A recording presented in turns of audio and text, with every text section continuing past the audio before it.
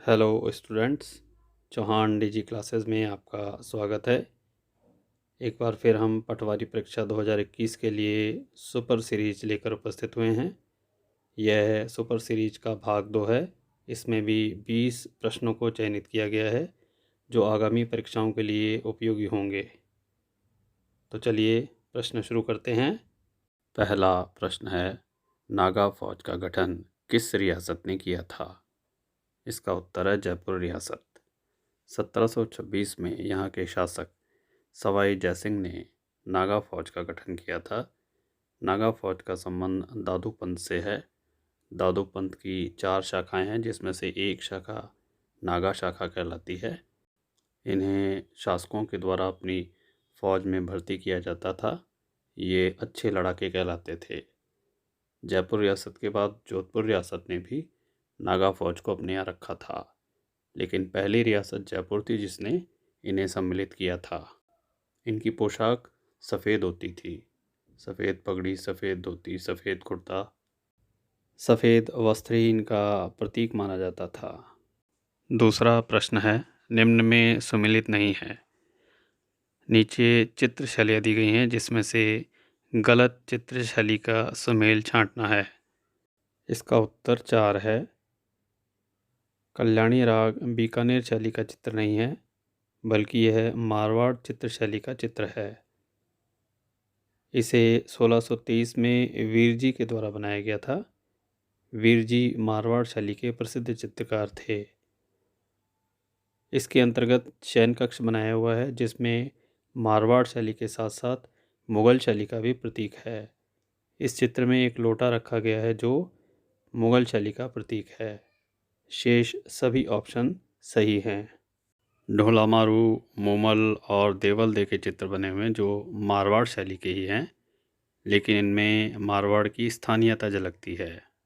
तीसरा प्रश्न है, बीकानेर रियासत में उत्तराधिकार शुल्क क्या कहलाता था? इसे बीकानेर में पेशकश कहते थे, इसीलिए दूसरा ऑप्शन सही है। यह शुल्क सामंत और जागीरदारों को देना पड़ता था। यदि किसी सामंत या जागीरदार की मृत्यु हो जाती थी तो उसके उत्तराधिकारी को यह शुल्क शासक को देना पड़ता था। इसे राजस्थान में रेख के नाम से भी जानते हैं। इसे विभिन्न रियासतों में अलग अलग नामों से जाना जाता था, जैसे मारवाड़ में हुक्मनामा, जयपुर में नजराना, बीकानेर में पेशकशी और मेवाड़ में तलवार बंधाई या कमर बंधाई के नाम से जानते थे। चौथा प्रश्न है, सामंत काल में सैनिक सेवा राजस्थान में किस नाम से जानी जाती थी? इसका उत्तर है चाकरी। नीचे नोट में दर्शाया गया है, चाकरी राजा के लिए सैनिक सेवा का नाम था। इसी प्रकार अन्य ऑप्शन पे विचार करें तो नीचे दे रखा है, कुरब राजा के विशेष कृपा पात्र सामंत होते थे। मारवाड़ में कुरब के बारे में एक कहावत प्रचलित है, कुरब सिर साठे मिले दाम साठे नहीं, अर्थात राजा की विशेष कृपा होने पर और सेवा करने पर ही कुरब मिलता था, पैसे से नहीं खरीद सकते थे। मुत्तसदी ऐसे सामंत होते थे जो राजपूतों से अलग होते थे, यानी इनमें मुग़ल भी शामिल हो सकते थे या अन्य जातियाँ भी सम्मिलित हो सकती थीं जो सामंत की पोस्ट पर या पद पर कार्य करती थी। ताजीम मेवाड़ में उमरावों की एक श्रेणी हुआ करती थी जो राजा के विशेष कृपा पात्र होते थे। ये प्रथम श्रेणी के सामंत माने जाते थे। पांचवा प्रश्न है, बीकानेर के महाराजा सूरत सिंह ने किसे अंग्रेज़ों के साथ संधि करने के लिए भेजा था? इसका उत्तर है काशीनाथ। काशीनाथ तत्कालीन बीकानेर के दीवान थे। उन्हें महाराजा सूरत सिंह ने जनरल मेटकॉफ के पास संधि के लिए भेजा था। बीकानेर रियासत ने 5 मार्च 1818 को अंग्रेज़ों से सहायक संधि की थी। अंग्रेज़ों के साथ संधि करने का प्रमुख कारण था महाराजा सूरत सिंह की जनता के बीच अलोकप्रियता। जन आक्रोश तथा दीवानों के विद्रोह से बचने के लिए ही सूरत सिंह ने अंग्रेज़ों के साथ संधि की थी। छठा प्रश्न है, रस कपूर सिक्के किस रियासत में चलाए गए? इसका उत्तर है जयपुर रियासत। ये सिक्के जयपुर रियासत में 1803 से 18 के बीच चलाए गए थे। इन सिक्कों को तत्कालीन जयपुर शासक जगत सिंह के द्वारा चलाया गया था। रस कपूर महाराजा के दरबार की प्रसिद्ध नृत्यांगना थी। महाराजा का उससे इतना अधिक लगाव था कि उसके नाम के सिक्के चला दिए और आधा जयपुर उसके नाम कर दिया था। इसके अतिरिक्त उनके रहने के लिए रस विलास महल भी बनाया था, जो जयपुर में है, चंद्र महल के पास है। डॉक्टर महेंद्र वर्मा ने जगत सिंह और रस कपूर के संबंधों पर एक उपन्यास भी लिखा है, जिसका नाम है एक और अनारकली। 7वां प्रश्न है, म्यो दरबार का 1870 में आयोजन कहाँ हुआ था? इसका उत्तर है अजमेर। तत्कालीन वायसराय लॉर्ड म्यो ने अजमेर में एक दरबार का आयोजन किया था। इसका उद्देश्य राजस्थान में अंग्रेजी शिक्षा को बढ़ावा देना था। इसी दरबार के परिणाम स्वरूप अजमेर में म्यो कॉलेज की स्थापना 1875 में की गई थी। इसका डिज़ाइन मेजरमॉन्ट के द्वारा तैयार किया गया था। इसके निर्माण में 3.28 लाख रुपए खर्च हुए थे। इसके प्रथम छात्र अलवर के महाराजा मंगल सिंह थे। उन्हीं के सम्मान में म्यो कॉलेज के सामने अजमेर में अलवर गेट बनाया गया है। 8वां प्रश्न है, 1868 में चकबंदी की प्रथा किस रियासत में लागू की गई? इसका उत्तर है जयपुर रियासत। महाराजा राम सिंह द्वितीय का कार्यकाल सुधारों का कार्यकाल माना जाता है। उनका शासनकाल 1843 से लेकर 1880 तक था। उनके कार्यकाल में जयपुर में अनेक सुधार हुए। इसी में एक सुधार भूमि प्रणाली थी, जिसमें चकबंदी व्यवस्था को लागू किया गया था। इसके लिए उन्होंने फैजल अली के नेतृत्व में एक समिति बनाई थी, जिसके द्वारा ये चकबंदी व्यवस्था लागू की गई थी। इसमें पीवल और बारानी दोनों प्रकार की भूमियों को सम्मिलित किया गया था।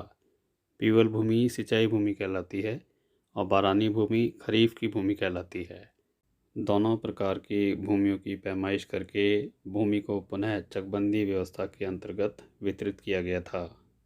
9वां प्रश्न है, अंग्रेज़ों ने कपास व ऊन ओटने का कारखाना 1890 में कहाँ लगाया? इसका उत्तर है भीलवाड़ा। भीलवाड़ा को वस्त्र नगरी या राजस्थान का मैनचेस्टर भी कहते हैं। भीलवाड़ा को प्रारंभ से ही वस्त्र नगरी का केंद्र बिंदु माना गया है। यहाँ तत्कालीन शासक महाराजा भूपाल सिंह के द्वारा 1938 में मेवाड़ टेक्सटाइल मिल की स्थापना की गई थी। वर्तमान में सबसे अधिक टेक्सटाइल मिलें भीलवाड़ा में ही कार्यरत हैं। 10वां प्रश्न है, रूड़िया, सांडू, म्हेड़ू, वीठू क्या है? इसका उत्तर है चारण जातियों के उपवर्ग। चारण जातियां विभिन्न शासक वर्गों से संबंधित थी और ये जातियां उनसे संबंधित शौर्य गाथा का गायन करती थीं। युद्ध काल में ये शासकों के मित्र और सहयोगी की भूमिका निभाते थे। इन जातियों में ब्राह्मण और राजपूत दोनों के गुण विद्यमान होते हैं। प्राचीन आख्यानों के अनुसार अगर बात करें तो श्रीमद् भागवत के अनुसार चारणों की उत्पत्ति देवीय मानी गई है। कुछ प्रमुख चारण कवियों के नाम निम्न प्रकार हैं: केसरी सिंह बारहट, दुरसाजी आड़ा, जाडो जी मेहड़ू, चौमुखा जी सांदू, माला जी सांदू, बीठू सूजा नागरजोत इत्यादि। 11वां प्रश्न है, मेवाड़ में 1877 में देश हितैषणी सभा का गठन किसने किया? इसका उत्तर है महाराजा सज्जन सिंह। महाराणा सज्जन सिंह सुधारवादी शासक थे। उन्होंने मेवाड़ में अनेक सामाजिक और आर्थिक सुधार किए। सामाजिक सुधारों के लिए उन्होंने देश हितैषणी सभा का गठन जुलाई 1877 में किया था। इस सभा का उद्देश्य विवाह के खर्च में कमी करना और बहु विवाह के नियमों का निर्माण करना था। इस संबंध में यह नियम निकाला गया था कि पहले पुत्र या पुत्री के विवाह में कोई भी सामंत लोग 25 लाख रुपए से अधिक का व्यय नहीं करेंगे। उदयपुर का योजनाबद्ध विकास करने के लिए उदयपुर में नगर पालिका की स्थापना महाराणा सज्जन सिंह के द्वारा की गई थी। इनके द्वारा बंसदरा पहाड़ी पर मानसून महल का भी निर्माण कराया गया था। 12वां प्रश्न है, कांग्रेस के किस अधिवेशन में बिजोलिया किसान आंदोलन का मुद्दा उठाया गया था? इसका उत्तर है अमृतसर अधिवेशन 1919। बिजोलिया आंदोलन सबसे पुराना किसान आंदोलन है। यह 1897 से शुरू हुआ था और इसका अंतिम चरण 1941 में जाके पूरा हुआ था। इसे भारत का पहला किसान आंदोलन भी कहा जाता है। बिजोलिया किसान आंदोलन की आवाज़ अमृतसर अधिवेशन में विजय सिंह पथिक के द्वारा उठाई गई थी। इस आंदोलन का समर्थन तिलक ने प्रस्ताव देकर के किया था। इस अधिवेशन की अध्यक्षता मोतीलाल नेहरू के द्वारा की गई थी। इस अधिवेशन में एक विशेष बात यह है कि इस अधिवेशन में ही खिलाफत आंदोलन का समर्थन किया गया था। अन्य ऑप्शन पर विचार करें तो कलकत्ता अधिवेशन 1906 की अध्यक्षता दादा भाई नौरोजी के द्वारा की गई थी।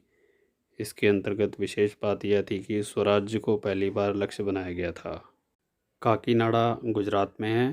काकीनाडा अधिवेशन 1923 के अध्यक्ष मौलाना अबुल कलाम आज़ाद थे। ये सबसे कम उम्र के कांग्रेस के पहले अध्यक्ष हैं। 35 वर्ष की आयु में ये कांग्रेस के अध्यक्ष बने थे, जबकि राजीव गांधी ने 41 वर्ष की अवस्था में कांग्रेस अध्यक्ष का पद ग्रहण किया था।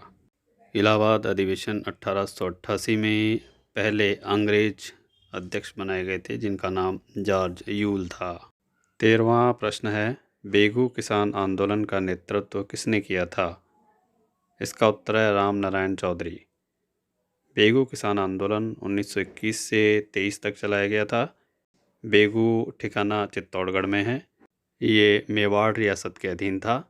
इसके ठिकानेदार रावत अनूप सिंह थे। बढ़ती हुई लाग बाग और बेगारी से किसान परेशान हो गया था, इसीलिए उन्होंने रावत अनूप सिंह के विरुद्ध आंदोलन छेड़ दिया। इस बेगू किसान आंदोलन की शुरुआत मेनाल भीलवाड़ा से हुई थी। इसी आंदोलन में रूपाजी और कृपाजी नाम के 2 किसान शहीद हो गए थे। आखिरी दिनों में विजय सिंह पथिक ने इस आंदोलन का नेतृत्व किया था, लेकिन प्रारंभ में राम नारायण चौधरी के द्वारा नेतृत्व किया गया था। 14th क्वेश्चन है, मेवाड़ के प्रथम सत्याग्रही थे? इसका उत्तर है रमेश चंद्र व्यास। मेवाड़ में 2 अक्टूबर 1938 को सत्याग्रह प्रारंभ किया गया था। इसमें रमेश चंद्र व्यास ने स्वयं को पहला सत्याग्रही प्रस्तुत किया था। मेवाड़ सत्याग्रह का नेतृत्व माणिक्यलाल वर्मा ने अजमेर से किया था। गांधी जी ने इस सत्याग्रह का उल्लेख अपनी पत्रिका हरिजन में किया था। नेक्स्ट अगला 15वां क्वेश्चन है, देवराम के नेतृत्व में किसानों का आंदोलन कहाँ हुआ? इसका उत्तर है डूंगरपुर। तत्कालीन डूंगरपुर महाराजा लक्ष्मण सिंह के द्वारा अनेक टैक्सों को बढ़ा दिया गया था, बेगार बढ़ा दी गई थी तथा जंगली सूअरों के मारने पर प्रतिबंध लगा दिया गया था, जिससे किसानों की फसलों को हानि पहुंचती थी। साथ ही उस समय अकाल भी पड़ा था, जिस कारण जनता त्रस्त थी। इसीलिए देवराम के नेतृत्व में डूंगरपुर महाराजा के विरुद्ध आंदोलन किया गया। 16वां प्रश्न है, संयुक्त राजस्थान में कितनी रियासतें थीं? इसका उत्तर है 9 रियासतें। यह प्रश्न राजस्थान के एकीकरण से संबंधित है। राजस्थान का एकीकरण 7 चरणों में पूरा हुआ था। इसी चरण में एक चरण संयुक्त राजस्थान संघ का था, जिसके अंतर्गत 9 रियासतें सम्मिलित थी। इनमें कोटा, बूंदी, झालावाड़, डूंगरपुर, बांसवाड़ा इत्यादि रियासतें थी, जो नीचे नोट में दिखाई गई हैं। कोटा रियासत इसमें सबसे बड़ी थी, इसीलिए उसके महाराजा भीम सिंह को राज प्रमुख बनाया गया था। इस रियासत का उद्घाटन वी.एन. गाडगिल के द्वारा किया गया था। वी.एन. गाडगिल एक राजनेता और अर्थशास्त्री थे। वे स्वतंत्र भारत के पहले मंत्रिमंडल में ऊर्जा मंत्री भी रहे थे। संयुक्त राजस्थान का निर्माण 25 मार्च 1948 को किया गया था। इसकी राजधानी कोटा को बनाया गया था। 17वां प्रश्न है, न्यूनतम अंतर्राज्यीय सीमा बनाने वाला जिला कौन सा है? इसका उत्तर है भीलवाड़ा। अंतर्राज्यीय सीमा वह होती है जो 2 राज्यों के मध्य बनती है। राजस्थान और मध्य प्रदेश के बीच अंतर्राज्यीय सीमा बनती है, जिसमें भीलवाड़ा मध्य प्रदेश से सबसे कम सीमा बनाता है। यह लगभग 16 किलोमीटर है। यहाँ एक विशेष बात यह है कि नीमच सीआरपीएफ की जन्मस्थली कहा जाता है। सीआरपीएफ का सबसे बड़ा सैन्य बल यहीं पर है। 18वां प्रश्न है, शीत ऋतु में चक्रवाती वर्षा वाला जलवायु प्रदेश कौन सा है? इसका उत्तर है CAW जलवायु प्रदेश। जलवायु प्रदेशों का विभाजन विभिन्न विद्वानों के द्वारा किया गया है। यह विभाजन त्रिवार्था के द्वारा किया गया था। इसे अर्ध उष्ण जलवायु प्रदेश कहा जाता है। इसमें कोटा, बूंदी, बारां, करौली, सवाई माधोपुर तथा धौलपुर जिले आते हैं। 19वां प्रश्न है, निम्न में से सही नहीं है। नीचे दिए गए ऑप्शंस में से गलत सुमेल को छांटना है। इसमें एक तरफ मिट्टी दे रखी है और दूसरी साइड में उससे संबंधित जिला दे रखा है। इसमें गलत सुमेल का चयन करना है। इसका उत्तर है 3। लाल लोमी मिट्टी राजसमंद में नहीं पाई जाती, बल्कि यह बांसवाड़ा और डूंगरपुर में पाई जाती है।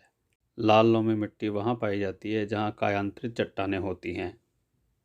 सीधी सी बात है, डूंगरपुर और बांसवाड़ा में अरावली पर्वत की श्रृंखला है, तो वहाँ इस प्रकार की मिट्टी पाई जाती है। यह कायांतरित चट्टानों से मिलकर के बनती है। इसमें लो ऑक्साइड की मात्रा सर्वाधिक होती है, इसीलिए इसका रंग लाल होता है। इसके अंतर्गत आयरन और सिलिका की मात्रा अधिक होती है, जबकि नाइट्रोजन, फास्फोरस और कैल्शियम कम मात्रा में पाया जाता है। राजसमंद में भूरी और पीली मिट्टी पाई जाती है, जो जलोढ़ किस्म की होती है। राजसमंद में ही एक स्थान है जिसे हल्दी घाटी कहते हैं, जहाँ की मिट्टी बिल्कुल हल्दी के समान पीली है। यहीं हल्दी घाटी का युद्ध भी हुआ था। शेष ऑप्शन सही हैं। इस सीरीज का 20वां प्रश्न है, खेपारू, मलवा, जकोल, देवल क्या हैं? इसका उत्तर है एस्बेस्टस की खानें। ये एस्बेस्टस की खानों के नाम हैं जो डूंगरपुर में हैं, इसीलिए उत्तर 2 होगा। जबकि एस्बेस्टस का सर्वाधिक उत्पादन उदयपुर जिले में होता है।